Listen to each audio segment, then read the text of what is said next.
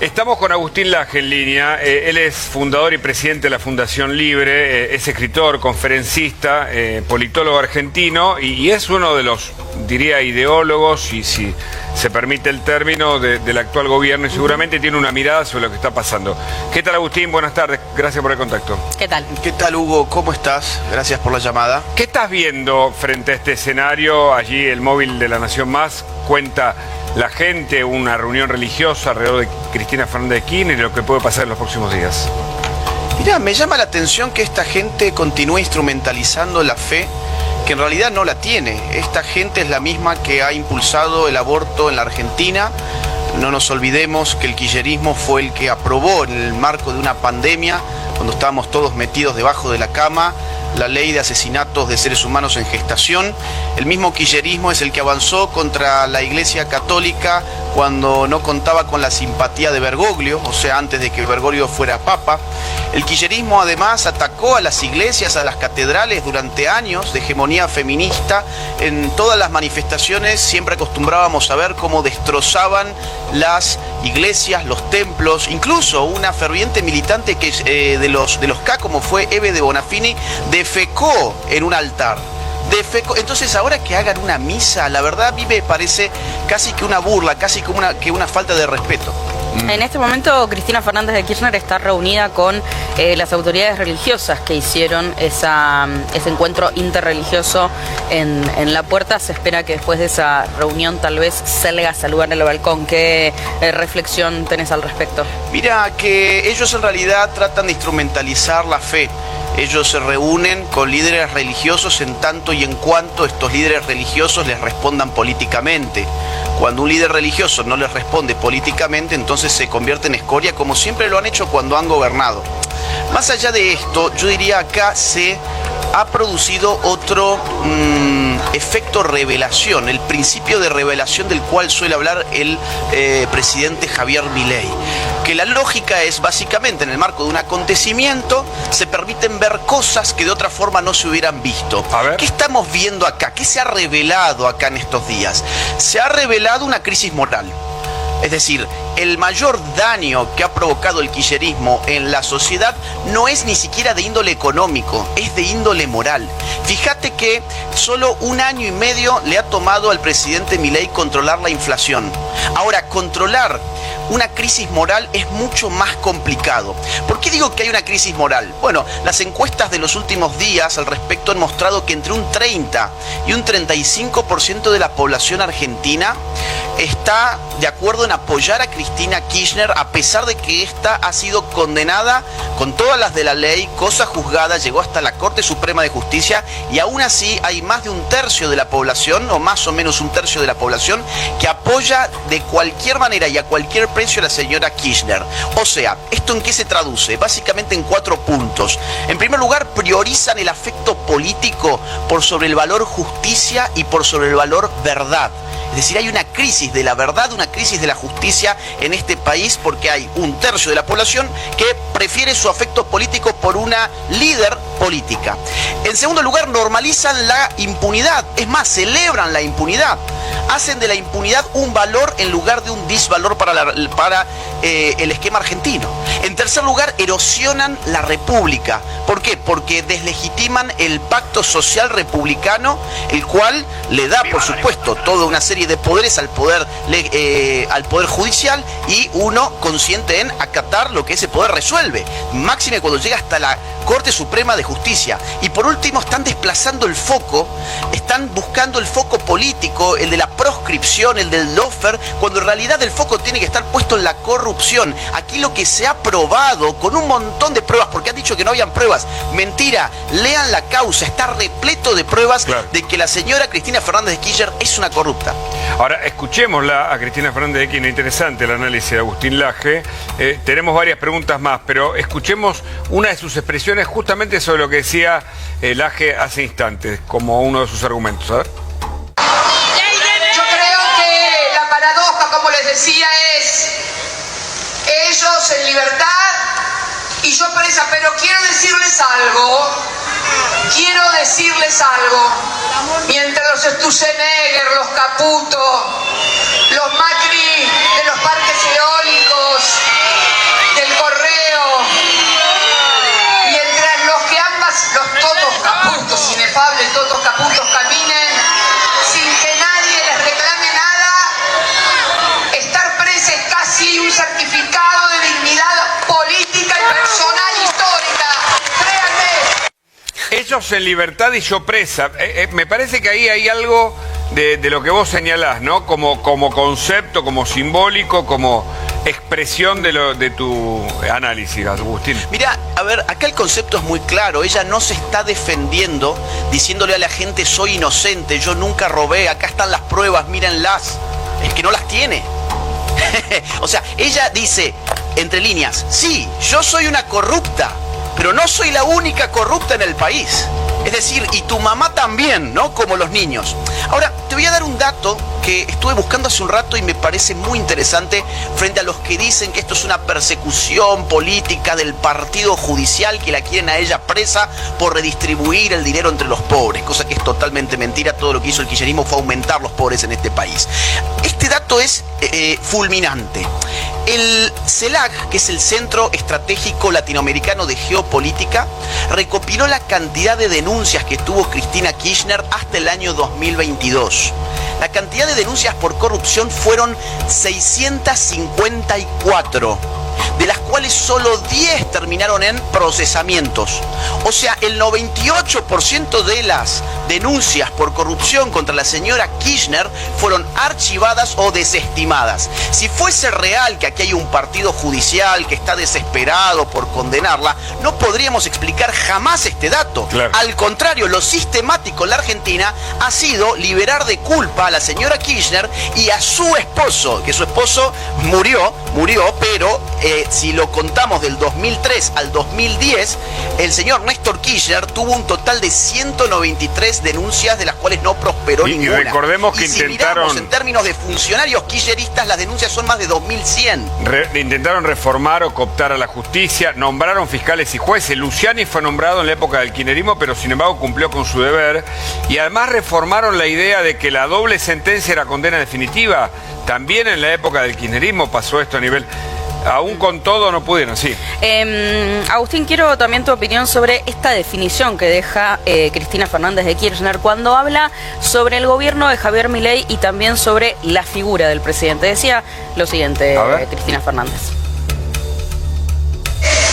Esta tranquilidad de un dólar pisado y de miles de millones de dólares que siguen tomando prestados y que algún día habrá que devolver, y no demasiado lejano, anuncian la crónica de una muerte final. Esto no tiene final feliz. El poder económico lo sabe y necesita que cuando este monigote que tenemos de presidente no les sirva más. No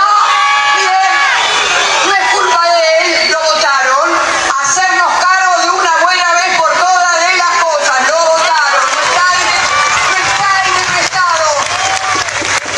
Está porque lo votaron, porque si no nos vamos a confundir. No nos confundamos. Está ahí porque lo votaron, pero cuando este monigote se caiga, como el otro monigote del norte, el amigo de la motosierra de Lolo Max, miren el papelón y el bochorno, estas cosas finalmente estallan. Bueno, ella dice, este monigote y cuando este monigote se caiga. ¿Qué opinas? Y bueno, evidentemente ella no cree o quiere transmitir la sensación de que Milei se va a caer antes de finalizar su mandato constitucional, algo que en realidad vienen diciendo desde que asumió. Había incluso un monigote de verdad que comía pochoclos en la playa porque supuestamente no pasaba de Semana Santa. Pepe Albizu. Había otro monigote que no pasó ni siquiera el piso de las PASO y ahora se sienta al lado de los líderes del PJ a jugar la de cristinista y que también venía diciendo que se caía apenas había asumido. Yo creo que en realidad están muy nerviosos porque la economía a Javier Milei le está marchando bien. Es decir, un país que tenía hace un año y medio 55% de pobres y ahora se ha reducido a 34%.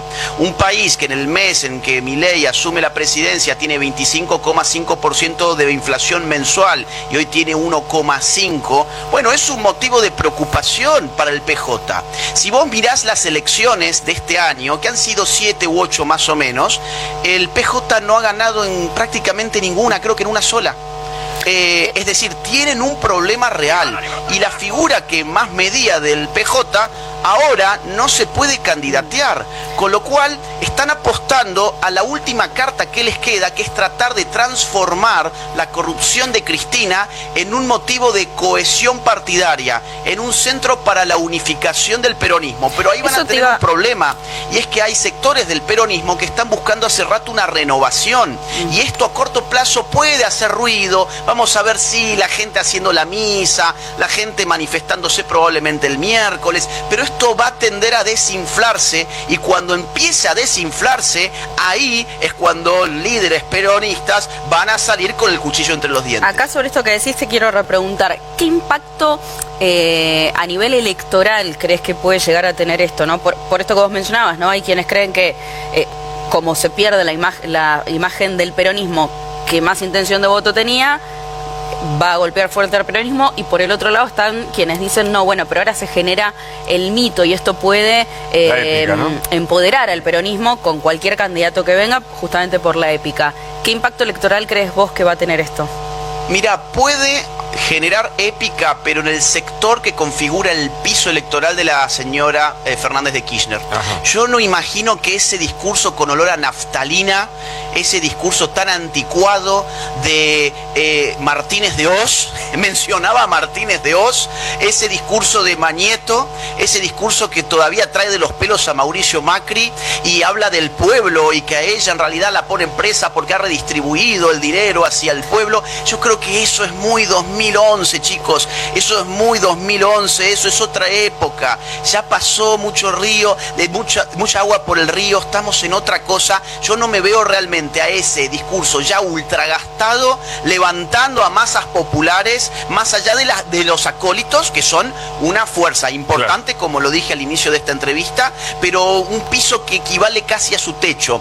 Ahora bien, ¿qué pasa del lado de Milei? Sería el otro polo. Sí. Bueno, hay algunos analistas que piensan que esto le puede perjudicar porque no va a poder polarizar como él hubiese querido.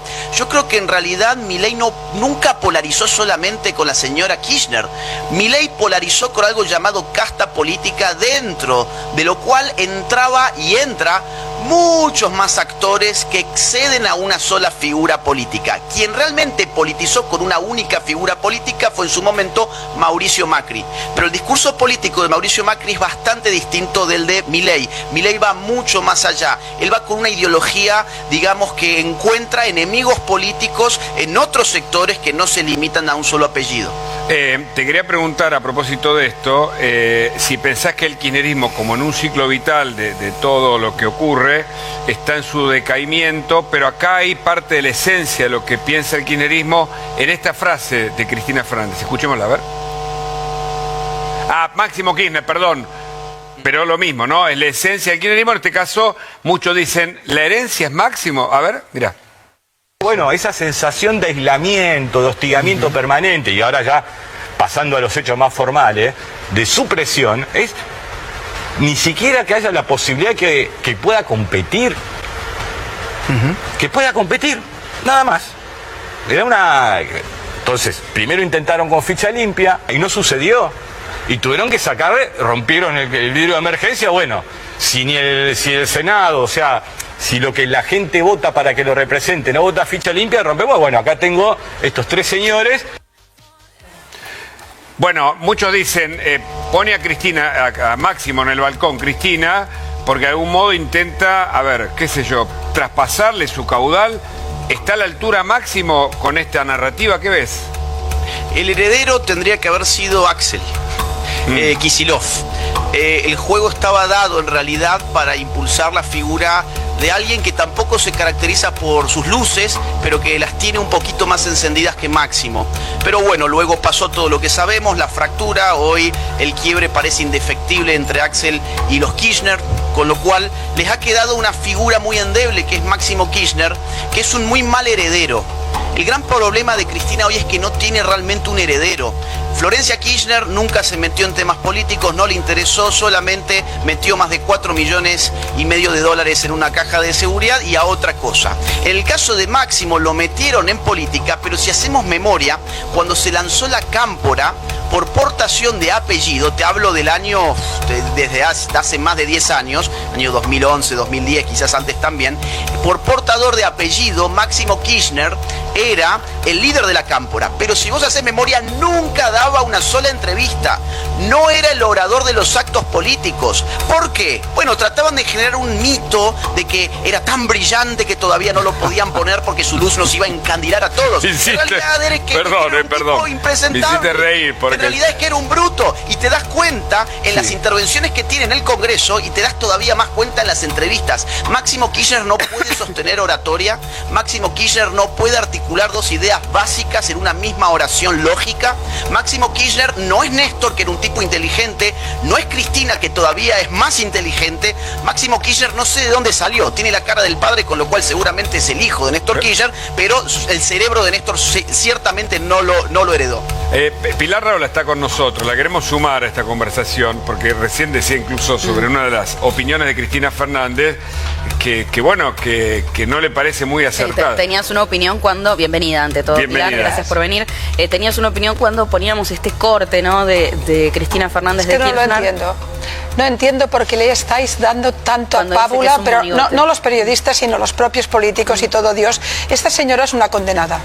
Yo no conozco ningún caso, al menos en mi país y en otros, donde después de todo un proceso judicial, de las pruebas, del conocimiento, de las sentencias, te monta un show en su balcón, te condiciona la vida política permanentemente, condiciona la vida de los ciudadanos, todo el mundo está pendiente de lo que... Es que no importa lo que diga, está condenada, tiene sentencia, ha ido a la corte, tiene que ir a la cárcel, y si no va a la cárcel, vaya a saber por qué, se quedará en su casita, pero ¿qué va a ser otro show? ¿Cómo es posible que alguien que protagoniza un escándalo de corrupción tan grave, que pasa todo un proceso judicial, que es ratificada en la corte, que tiene una sentencia firme, continúa hablando como si todo esto no hubiera pasado? Lo que tenía que hablar la señora Cristina Kirchner eran los juzgados. Ya está, ya lo hizo. Entonces tengo la impresión, perdónenme la impertinencia porque la diré globalmente, de que todos viven mejor contra Cristina Kirchner, empezando por ella misma, por supuesto. Es decir, condiciona el periodismo, condiciona la vida social, condiciona la política.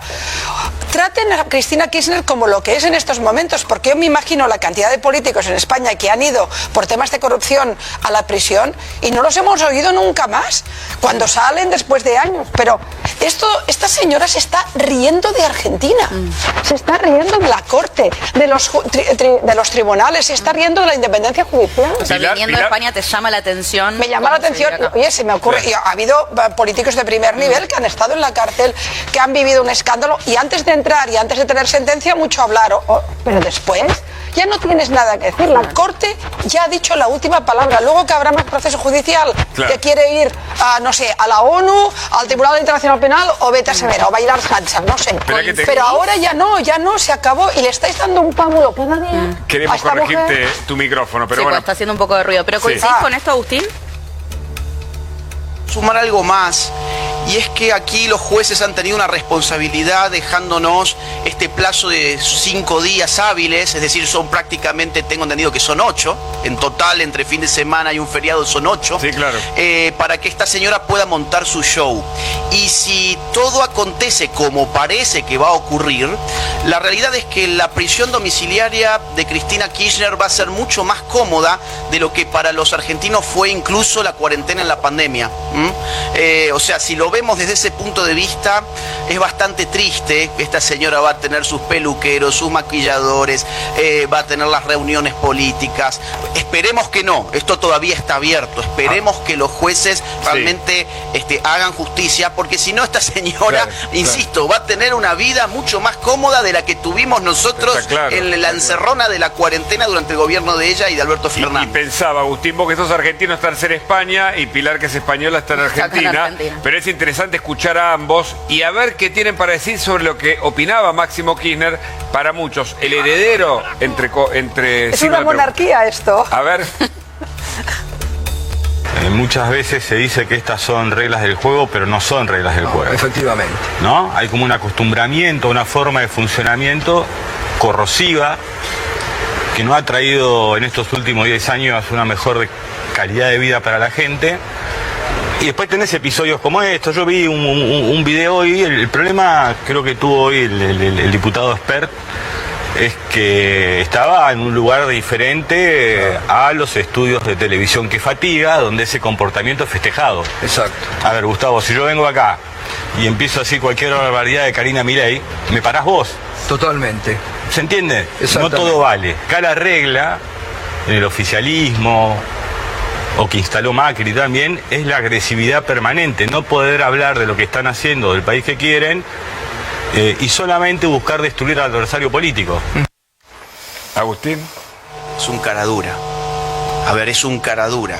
Así te lo digo simple. Ahora el macrismo y el mileísmo son los que han traído el lenguaje del odio y la discordia a la Argentina.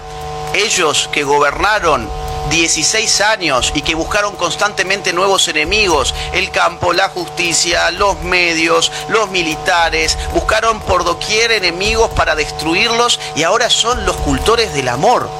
Pero es que además lo corrosivo, que fue la palabra que utilizo, lo corrosivo en realidad es robarse un país entero. No que ahora se haga justicia. Recordemos que el señor Lázaro Báez era un simple cajero de banco que vio multiplicar su patrimonio en 12.000% gracias a su amistad con la familia Kirchner. Y recordemos además que la familia Kirchner se hizo de innumerables propiedades, hoteles, mansiones, departamentos, cajas de seguridad repletas de millones de dólares. Que alguien me explique cómo una familia que toda su vida se la pasó en la función pública ha logrado amasar semejante fortuna. Ese es el problema. Y eso es de lo que no han podido defenderse en la justicia porque las pruebas han sido inexpugnables. Pilar. No, estaba pensando, a ver, como en las monarquías el más listo puede que no llegue, es el que llega a ser rey, digamos.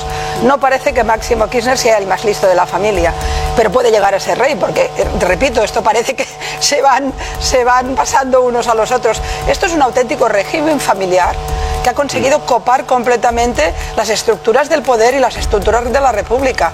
Pero son tantas las evidencias de corrupción, son tan brutales, es un nivel tan alto de escándalo que continúa pareciéndome. Lo más grave de lo que está ocurriendo ahora es que después del trabajo que hizo la Corte, que tuvo la valentía de condenar y de ratificar la condena, estos días, como bien decía Agustín, estos días de prórroga están siendo terribles. A mí me parecen una burla a la democracia, una burla a los jueces, una burla al trabajo policial, una burla. Esta señora que explique, como bien decía Agustín, de dónde ha sacado las enormes fortunas, porque en política solo te puedes hacer rico robando. En la política es muy fácil. Eres funcionario, es un funcionario público, de más nivel, de menos nivel. Tienes un sueldo. Ese sueldo es eso. A partir de ahí, las grandes fortunas o vienen por tráfico de influencias, o vienen por robo, o vienen por bolsillo, o vienen por maletines, o vienen por cajas de feudales, o vienen por aviones, pero no vienen por el sueldo. Y la fortuna ingente que ha acumulado esta familia, porque ya que Máximo tiene ganas de tomar el testimonio, no sé cómo, aquí le decís el testigo, ¿no? De tomar el señal, la bandera, digamos, de seguir ya que tiene ganas también, habrá que hablar de la fortuna que al final la herencia. Exactamente, que al final envuelve a toda la familia. Pero vaya, tampoco no me parece que tenga mucha elaboración intelectual Máximo Kirchner. Yo creo. ¿No lo ves como un sucesor con...? Lo veo como. ¿Por qué? Lo veo como un proyecto, pero no llega más. Porque la política, a pesar de todo, necesita cierta inteligencia dialéctica y no se la veo realmente, otros de su fenómeno del mundo, por ejemplo, Kicillof es más bueno. Desde la perspectiva intelectual, luego tiene todas las miserias que podríamos hablar, pero tiene más, tiene más grueso. Como cuadro político, digamos. Tiene más grueso, Máximo no lo tiene, vaya, nunca le he visto. Pero más allá de esto, esta sensación de burla permanente a todo, esta sensación de familia dominante, que no se la puede tocar, esta mistificación que parece que sean, no sé, vírgenes, diosas, mesías. Bueno, hay un santuario alrededor de la casa de Cristina Fernández. Bueno, pero luego hay, también hay el debate sobre la gente que va a venerar a un político corrupto, ¿qué le pasa por la cabeza? Sinceramente. Mira qué dato ese. Pero esa es la otra. Es decir, porque venerar, aquella idea de es corrupto pero es de los míos. Oigan, ustedes no entendieron nada de lo que tiene que ser la política democrática. En política democrática un político es un gestor de lo público. No es un Dios, no es un Mesías, no es un Salvador, es un gestor. Las sociedades funcionan con equilibrios de poder. Y cuando un gestor de lo público resulta que lo público se convierte en privado, se tiene que ir a casa o a la cárcel. Pero venerarlo como si fuera un santo, me parece terrible. Cristina Fernández de Kirchner dijo, sí, Agustín, ¿querías decir algo? Perdón, sí, porque Pilar dijo algo clave, algo clave. Nadie se puede realmente enriquecer en la función pública. Más aún, los patriotas, nuestros próceres, se empobrecieron en la función pública. Sí. Manuel Belgrano, José de San Martín, incluso llamada para los radicales, que ahora hay muchos radicales levantando las banderas del kirchnerismo. Leandro Alem, por no decir más nombres, pero los hay por toda la historia argentina, próceres de la patria que murieron pobres. Murieron pobres. Y hoy los políticos mueren ricos. Es decir, cuando hablamos de la crisis moral, que arrancamos con eso, a esto mismo es a lo que yo me refería. ¿Cómo puede ser que normalicemos la impunidad, el latrocinio, el reventar de corrupción a un país que al final significa no solo daño moral, sino daño material para la gente? Pensá en los 85.000 millones que le ha embargado la señora Kirchner, que por supuesto no los va a pagar, pero ese es otro cuento. ¿Por qué? 85.000 millones. Perdón, Agustín, das por bueno la frase que acabas de decir, que por supuesto no lo va a pagar. ¿Por qué? Es decir, ¿por qué se normaliza este tipo de cosas? Bueno, parece que lo que se está diciendo es que... Porque ya se ha sacado de encima todo lo que tenía. Pero eso es una trampa legal que evidentemente se levanta. Es decir, todo el mundo sabe que la fortuna es suya, si la pasas al vecino o al hermano o al hijo, igualmente continúes teniendo responsabilidad. Ella ha robado, ella tiene que devolverlo. Es que estas trampas, oye, que no hemos nacido hoy. Y en cambio se normaliza.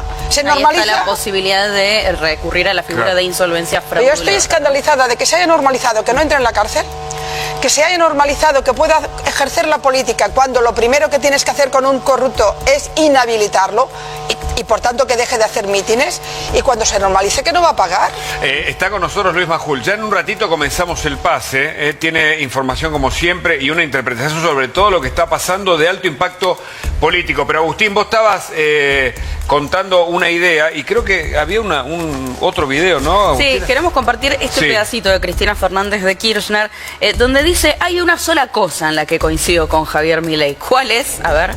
Ahí. Un periodista de un medio que andaba diciendo que estábamos atrincherados en el partido. ¿Quién manda el estúpido, por Dios? ¿Qué gente tan tonta? Atrincherado, no, estábamos en el partido. Estábamos en el partido peronista, y después de acá me iré a mi casa. Le digo a esos que son ensobrados de la derecha, porque en algunas cosas el hombre tiene razón. En algunas cosas el hombre tiene razón, hay mucho ensobrado.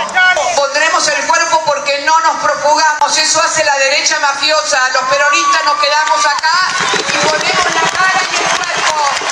La derecha mafiosa, dice Agustín. Bueno, no sé a qué se refiere, porque en realidad, insisto, es el primer caso de una expresidente de la Nación que ha sido condenada por corrupción en todas las instancias. Esto es un caso inédito, con lo cual no sé qué antecedente quiere apelar ella. Por otro lado, el tema de la prensa, no nos olvidemos que el kirchnerismo fue atroz con la prensa argentina, porque por un lado la trataba de controlar económicamente, Pero por otro lado, a los que no aceptaban el sobre, a los que no aceptaban que les coartaran su libertad a cambio de dinero, los aplastaban de otra manera.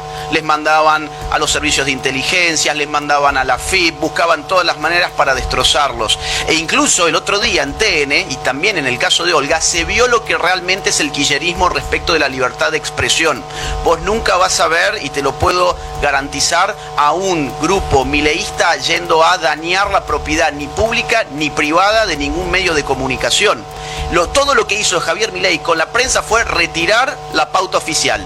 Lo que hacía el kirchnerismo era poner la pauta oficial y si no querías pauta oficial, el palo, lo cual significa AFIP, servicios de inteligencia, la presión de los militantes violentos. Así que ellos detestan la libertad de expresión, con lo cual lo que dice la señora Kirchner no tiene absolutamente nada que ver lo que ella piensa con lo que Milei piensa. Lo más divertido es la semántica que utiliza. Utiliza el plural. Nosotros. ¿Ha repartido el dinero con el nosotros? Todo lo que ha robado lo ha repartido en la gente que le va a corear en las puertas. Es decir, es nuevamente esta sensación de decir, cuando yo soy corrupta y robo, lo hago para mí. Pero cuando me persiguen judicialmente, entonces la persecución es para todos. Es el mesianismo más abrupto, es el populismo de más bajo nivel. Y el problema que tenéis desde mi punto de vista en Argentina es que yo tengo la convicción, la tuve desde siempre, que para darle la vuelta completamente al paradigma de este tiempo tan horrible, tenéis que cerrar el capítulo Cristina Kirchner y no se acaba de cerrar nunca. Siempre permanentemente está abierto, abierto, abierto. Es algo terrible. Y no me quiero dejar, como no sé si tenemos algo de tiempo. Sí, claro, sí. por supuesto. Hoy especialmente yo he recordado a Cristina Kirchner. Hoy.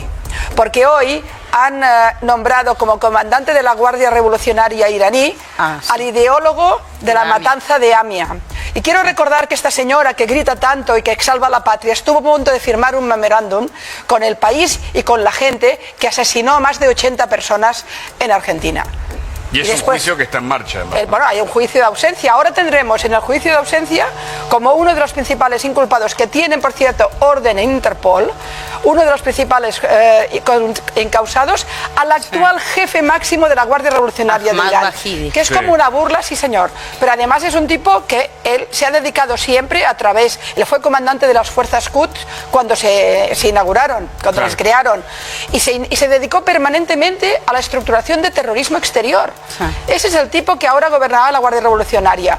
Y cuando veo a Cristina Kirchner en el balcón, recuerdo a Nisman, recuerdo a Amia, recuerdo toda la vergüenza que pasé cuando vi como un país que había tenido un acto de guerra, que habían muerto argentinos, quería firmar un memorándum que era un blanqueo de los asesinos y un olvido de las víctimas. Esta señora hizo esto. Entonces me habla ahora de salvar la patria, la que intentó vender, la que ha robado. Es que de verdad es una vergüenza mayúscula. Agustín. Sí, lo que dice Pilar es muy importante porque hay que subrayar que Cristina Kirchner tiene varias causas de corrupción pendientes de juicio. No solamente está Vialidad, que es la que acabamos de conocer en la Corte Suprema, su cierre final, sino que también está el memorándum con Irán, los sauces, Otesur, Cuadernos. Hace pocos años, 2 economistas de CONICET, que son además profesores de la UBA, hicieron un trabajo de investigación para calcular el daño económico que significó para el Estado argentino la corrupción de esta señora. El monto al que arribaron fueron 36.000 millones de dólares. ¿Qué significa eso? Bueno, pensá que el desembolso del FMI era creo que de 20.000 millones de dólares. 36.000 millones de dólares de daño económico al pueblo argentino. Y recién mencionábamos, Hugo, los 85.000 millones. Si eso lo traducimos a cosas bien tangibles para el pueblo del cual esta señora siempre se llena la boca, pero que en realidad lo desprecia, estamos hablando de 2.100 viviendas sociales, 75 escuelas, 13 hospitales. Por eso es importante que la gente entienda que la corrupción no solo implica que el político se llena los bolsillos, sino que se llena los bolsillos con la plata del pueblo. Lo que nos falta es porque nos robaron, donde nos faltan hospitales, donde nos faltan escuelas, donde nos faltan viviendas, es porque esta señora nos robó. Por lo tanto, no podemos seguir convalidando la idea de la impunidad y la idea de que nuestra lealtad política y afectiva frente a un líder popular populista puede ponerse por encima del valor justicia y verdad, porque entonces la república será inviable en este país. Gracias por el Agustín. contacto, Agustín. Gracias, Pilar. Gran por tu abrazo, gracias a visita. ustedes. Gracias.